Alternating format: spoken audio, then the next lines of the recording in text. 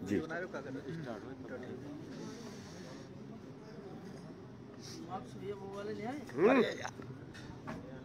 बोलो मत अभी, आपको इशारा कर देना बस। पीछे बोलेगा नहीं कोई भैया। हो गई स्टार्ट। सभी हमारी जलालाबाद जनता, जलालाबाद क्षेत्र के महान मतदाता भाइयों बहनों, सभी को बहुत बहुत नमस्कार। हम सब लोग विधानसभा के चुनाव में लगे हुए हैं। इस समय हर गांव में, हर मोहल्ले में, हर चौपाल पे जहां भी लोग बैठे हैं, खेत में, खलिहान में, बराबर चर्चा चल रही है कि जलालाबाद में 10 मार्च को किसको विधायक बनाना है। हम भी लगातार आपके बीच में आ रहे हैं, आपसे मिल रहे हैं। गांव-गांव में लोगों ने ये महसूस किया कि पिछले 5 साल यहाँ के विधायक का चेहरा लोगों ने नहीं देखा। चेहरा नहीं देखा, विकास और सेवा तो बहुत दूर की बात है। इसके पहले 10 साल आपने हमको मौका दिया, 10 साल हम आपके बीच में रहे। लगातार जब भी आपने मुझे याद किया, मैं आपके गांव में पहुंचा। आपने नहीं बुलाया तब भी हम आपके गांव में आए। जब हम पिछले 5 साल विधायक नहीं रहे, लेकिन इसके बाद भी हमने आपसे अपना रिश्ता बनाए रखा। लगातार हम आपके बीच में आते रहे, लगातार आपसे मिलते रहे, लगातार जो मुझसे बन पड़ा हम आपकी सेवा करते रहे। और आप सब लोग भी लगातार हमसे मिलके, अपने गांव में जब हम आपके आते हैं तब फोन पे बराबर ये कहते रहे कि आने वाले समय में हम सब लोग आपका साथ देंगे। तो आज चुनाव का समय आ गया है। 14 फरवरी को मतदान होना है। 21 फरवरी से हमारे यहाँ पे नॉमिनेशन शुरू होने जा रहा है। मैं आप सबसे पूरी कोशिश करूंगा कि आपके गांव में आके मिलूं, आपके दरवाजे पे आके मिलूं। लेकिन बहुत बड़ा क्षेत्र है, पूरे क्षेत्र में गांव मजरे मिला के देखा जाए तो लगभग 700-800 के करीब गांव होंगे। समय बहुत छोटा है, 1 महीने से भी कम का समय मिल रहा है। इतने दिनों में जितना हो सकेगा मैं वहां पे पहुंचने का कोशिश करूंगा। लेकिन मैं आपको विश्वास दिलाता हूं, भरोसा दिलाता हूं कि हम अगर आपके पास चुनाव में ना पहुंच पाएं, किसी के दरवाजे ना पहुंच पाएं, किसी के गांव में हो सकता कहीं रात में पहुंचें, किसी से ना मिल पाएं, कहीं से हो सकता है रास्ते से निकल जाएं, तो आप ऐसा मत सोचना कि हम मिल नहीं पाए। आपको मैं भरोसा दिलाता हूं कि हम वो विधायक नहीं हैं, हम वो नेता नहीं हैं, हम आपके वो सेवक नहीं हैं कि चुनाव के बाद हम मिलेंगे नहीं आपको। चुनाव के बाद प्रत्येक ग्राम में जाके आप सबका धन्यवाद करने आऊंगा और उसके बाद लगातार 5 साल आपकी सेवा में लगा रहूंगा, आपका विकास भी कराऊंगा, आपके गांव में संसाधन भी जुटाऊंगा और आपके सुख दुख में आपके परिवार के सदस्य की तरह आपके साथ कंधे से कंधा मिला के खड़ा मिलूंगा। ये हम आपको विश्वास दिलाते हैं। आज बहुत सारे लोग गांव में जब चर्चाएं करते हैं, तो मैं एक गांव में गया था रामनगर में। वहां पे एक नौजवान ने कहा इस बार हम लोग बाबा की सरकार को उखाड़ के फेंकने जा रहे हैं, क्योंकि हमको रोजगार नहीं मिला, हमको नौकरी नहीं मिली। गांव में हमारे बहुत सारे ऐसे लोग जो बहुत पढ़ाई नहीं कर पाए, कोई खेती कर रहा है, कोई छोटी दुकान चला रहा है, कोई मजदूरी कर रहा है, मैं उन सब लोगों से ये कहना चाहता हूं कि आज आपको ये सरकार रोजगार न देके आपको जो थोड़ा सा अनाज दे रही है 5 किलो, ये आपको अपंग बना रहे हैं। आपको अपने बच्चों के भविष्य के लिए ये देखना चाहिए कि हमको रोजगार कैसे मिले, हमको हमारे बच्चे शिक्षित कैसे हों और हमको मुफ्त में अच्छा इलाज कैसे मिले। अभी आप देख रहे हैं कोरोना काल चल रहा है, कोरोना के प्रोटोकॉल में ये चुनाव हो रहा है। पिछले 2 साल में कोरोना महामारी में बहुत नुकसान हुआ, लॉकडाउन लगा, लोगों के रोजगार छिन गए, लोगों के छोटे मोटे जो धंधे शुरू हुए थे, उद्योग शुरू हुए थे, व्यापार शुरू हुआ था, बंद हो गया। ऐसे में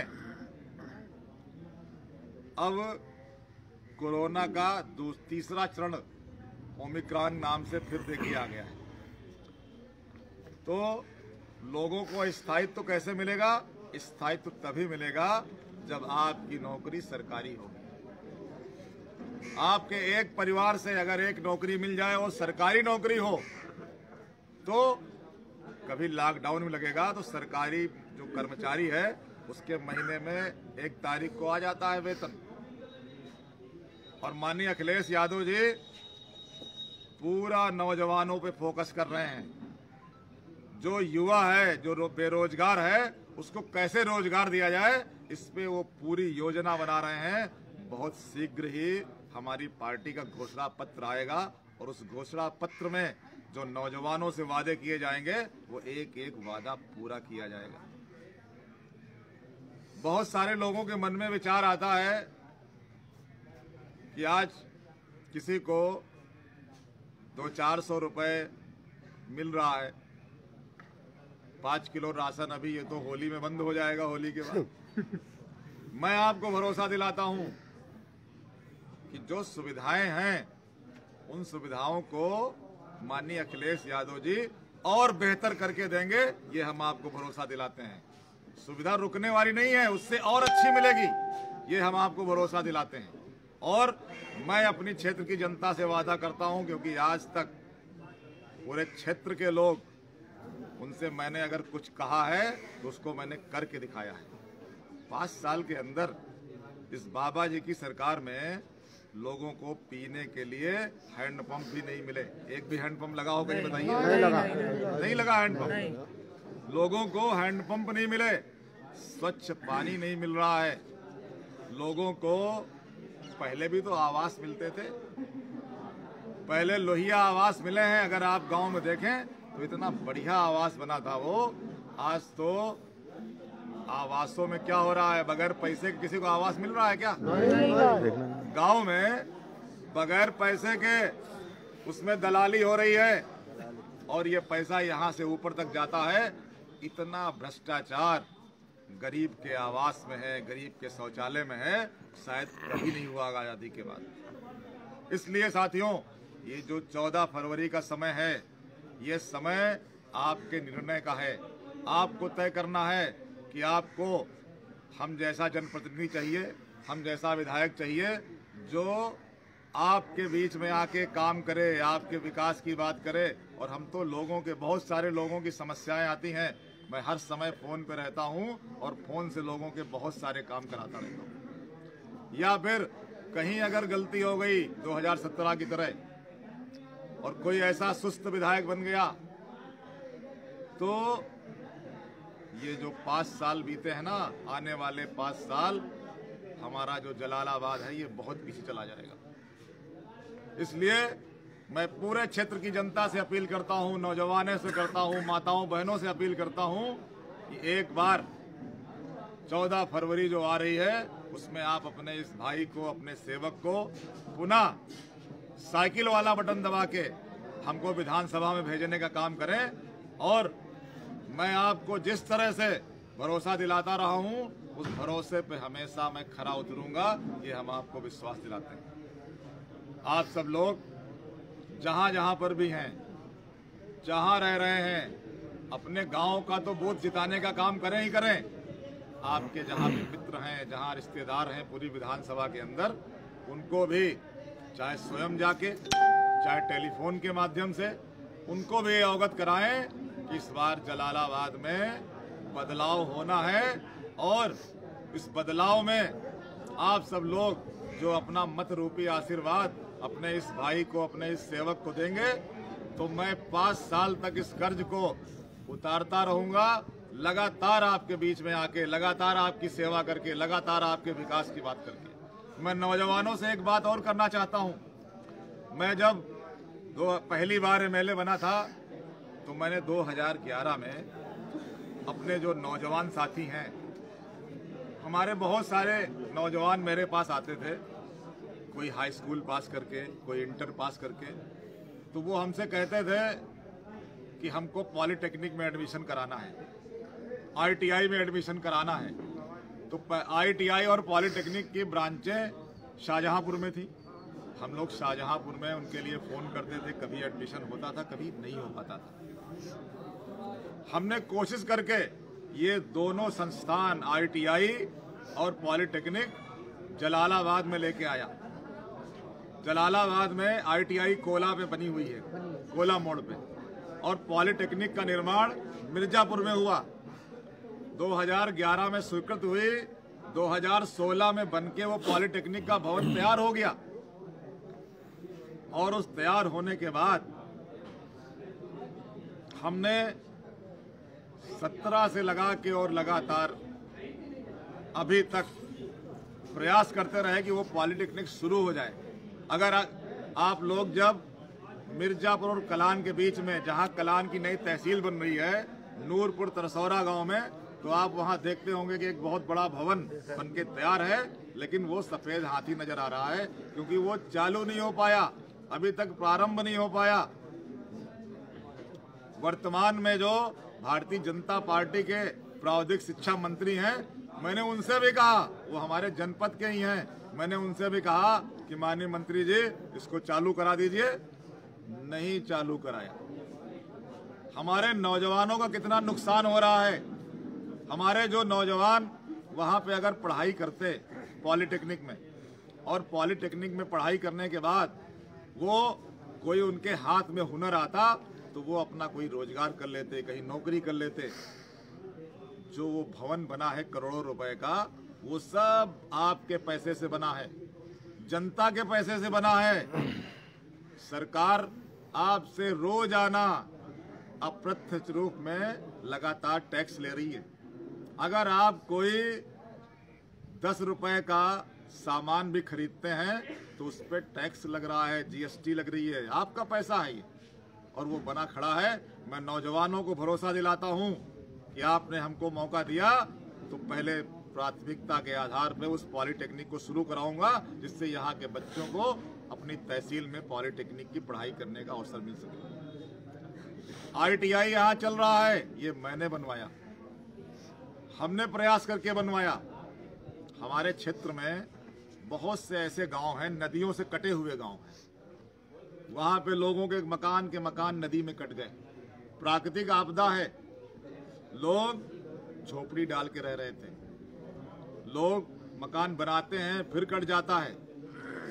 गर्मियों में आग बहुत लगती थी यहाँ पे। आग लगने पे क्या होता था, अग्निशमन की गाड़ी शाहजहांपुर से आती थी। शाहजहांपुर से गाड़ी अब तक आई, तब तक गांव के गांव स्वाहा हो जाते थे। मैंने कोशिश करके अपनी तहसील में अग्निशमन केंद्र बनवाया, जो ठिंगरी में बन गया है। हमारे यहाँ पे जलालाबाद में पहले मुंसिफ कोर्ट नहीं था। मुंसिफ कोर्ट के लिए लोगों को शाहजहांपुर में चक्कर लगाने पड़ते थे, उनके जो मुकदमे होते थे। मैंने कोशिश करके यहाँ पे मुंसिफ कोर्ट की स्थापना कराई। हमारे इस क्षेत्र में त्यागी जी महाराज का बड़ा सम्मान है, नाम है हम लोगों के लिए, वो पूजनीय भी हैं। टापर वाले त्यागी जी, वहां बहुत सारे श्रद्धालु जाते हैं, बहुत सारे लोग वहां पे मन्नतें मांगते हैं, वहां पे जाके माथा अपना सर झुकाते हैं, प्रणाम करते हैं। 2009 के पहले वहां पे उधर जाके जाने के लिए जलालाबाद से जो रास्ता था ना, वो बुधवाने से होके 35 किलोमीटर घूम के लोग आते थे। हमने यहाँ के लोगों से सुना है कि त्यागी जी महाराज पुल बनाने के लिए कई बार अनशन किए उन्होंने। मैं उनको दर्शन नहीं उनका मिला मुझे। मैं जब आया तो तब तक उन्होंने अपना शरीर छोड़ दिया था, लेकिन मैं वहाँ जाता रहता हूँ। उस क्षेत्र के लोगों ने अपनी समस्या हमको बताई। मैंने वहाँ पे टापर में मैंने पुल पास कराया जो बन के तैयार हो गया। लोग उस पर लगातार जाते हैं। ऐसे बहुत सारे ऐतिहासिक काम इस जलालाबाद क्षेत्र में जो लोगों के होने चाहिए थे वो मैंने अपने कार्यकाल में कराए हैं। लेकिन जो ये पिछला 5 साल का कार्यकाल रहा है, वो चाहे यहाँ के विधायक जी रहे हो और चाहे ये सरकार रही हो, आप 5 साल में एक कोई बड़ा विकास का काम आप मुझको बताएं। कहीं कोई विकास नहीं हुआ। हमने तो गांवों के सर्वांगीण विकास कराया, जिसमें एक एक गली को पक्का कराया गया। उसमें चाहे नौसना मड़ैया हो, चाहे पृथ्वीपुर ढाई हो, चाहे बिचौला हो, चाहे सिकंदरपुर हो, ऐसे बहुत सारे गांव हैं, हम गिनाएंगे आपको। उनमें हमने एक तरफा सारे काम कराए। आज गांव में कोई योजना नहीं चल रही है, गांव में कहीं विकास नहीं हो रहा है। तो अगर गांव का विकास नहीं होगा तो भारत का विकास कैसे होगा भाई? गांव का नौजवान अगर पढ़ लिख के टेक्निकल एजुकेशन नहीं पाएगा तो फिर देश कैसे आगे बढ़ेगा? गांव के नौजवान को अगर रोजगार नहीं मिलेगा तो देश कैसे आगे बढ़ेगा? इसलिए जो भारतीय जनता पार्टी के लोगों ने कहा था कि हम हर साल 70 लाख नौजवानों को रोजगार देंगे, और उनका जो विज्ञापन आ रहा है, कह रहे मैंने 5 साल में 4.5 लाख नौकरियां दी हैं, वो भी झूठ है। उस झूठ का भी पर्दाफाश करें हमारे नौजवान साथी, क्योंकि 4.5 लाख लोगों को भी रोजगार नौकरी नहीं मिली है। बहुत से लोगों को आउटसोर्सिंग से लगा दिया गया। आउटसोर्सिंग का मतलब क्या है? किसी को 7,000 मिल रहा हो, जब ठेकेदार चाहेगा हटा देगा। अगर सरकारी नौकरी देनी है तो सीधे सीधे सरकारी नौकरी दीजिए। और वादा 70 लाख का था, आप खुद ही कह रहे हो कि हमने 4.5-5 लाख साल, 1 साल का 70 लाख का वादा था। 5 साल में अगर देखा जाए तो लगभग 3.5 करोड़ लोगों को नौकरी मिलनी चाहिए थी, लेकिन सारे वादे झूठे निकले। और जब वादे झूठे निकले तो आज देश के अंदर, हमारे प्रदेश के अंदर नौजवान अपने को ठगा सा महसूस कर रहा है। नौजवानों ने ही सरकार बनवाई थी भारतीय जनता पार्टी की, आज नौजवान ठगा महसूस हो रहा है। इसलिए मैं नौजवानों से अपील करना चाहता हूं, युवाओं से अपील करना चाहता हूं कि आपकी बहुत बड़ी जिम्मेदारी है इस विधानसभा के चुनाव में। इस विधानसभा के चुनाव में आपकी बहुत बड़ी जिम्मेदारी है। आप अगर सही फैसला कर लेंगे, एक युवा मुख्यमंत्री बना लेंगे, आप अपने इस सेवक को विधानसभा भेज देंगे तो आपको रोजगार मिलेगा, आपकी लड़ाई लड़ी जाएगी। अभी हमारे पास शिक्षा मित्र के जो लोग हैं, बहुत सारे लोग, उनका एक प्रतिनिधिमंडल मिला था हमसे। हमारे शिक्षा मित्र लोग जिनकी भर्ती कभी हुई थी, उनको आज तक परमानेंट नहीं किया गया। आज के समय में एक अध्यापक उस विद्यालय में पढ़ा रहा है, उसको 40,000 मिल रहे हैं, 50,000 मिल रहे हैं, कोई दिक्कत नहीं है। वो गुरु हैं, गुरुजनों का जो हक है मिलना चाहिए। लेकिन जो शिक्षा मित्र है वो भी वही काम कर रहा है, वो भी तो वही काम कर रहा है, तो फिर उसको मानदेय क्यों नहीं मिल रहा है? क्योंकि एक बार उनको वेतन बढ़ाया गया। ये वेतन जब उनको बढ़ा हुआ मिला तो बहुत सारे लोगों ने अपने परिवार को चलाने के लिए, अपना एक बजट हर आदमी का होता है, और वो जब वेतन बैक हो गया है तो बहुत सारे लोगों ने सुसाइड कर लिया। बहुत से परिवारों ने कर्ज लेके अपना घर बना लिया था, गाड़ी ले ली थी, आज वो कर्ज नहीं दे पा रहे हैं, तनाव में जीवन जी रहे हैं। मैं ऐसे शिक्षा मित्र भाइयों बहनों को भी विश्वास दिलाता हूं कि आपकी समस्या का भी समाधान प्राथमिकता के तौर पे हम कराएंगे। ये हम आपको वचन देते हैं, ये विश्वास दिलाते हैं। तो साथियों, हम लगातार ऐसे आपके बीच में वर्चुअली आते रहेंगे, आपसे संपर्क करते रहेंगे और कोशिश करेंगे कि जैसे जैसे चुनाव नज़दीक आ रहा है मैं रोजाना आपके बीच में आऊं।